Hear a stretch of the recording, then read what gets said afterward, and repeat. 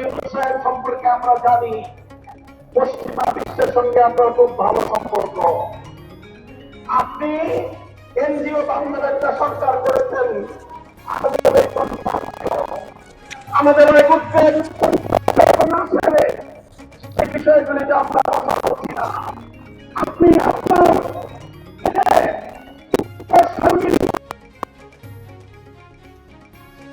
আপনি স্থান দিয়েছেন,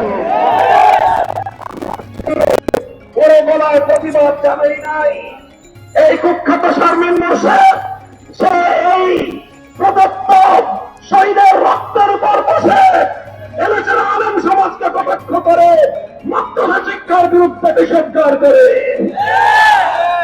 স্তম্ভিত হয়ে যাওয়ার মতো আরো বিষয় হলো, সে ঘুরিয়ে পেঁচিয়ে প্রকারান্তরে বিশ্বনবী মুহাম্মদুর রাসূলুল্লাহ চরিত্রের উপর আঘাত করবার চেষ্টা চালিয়েছে।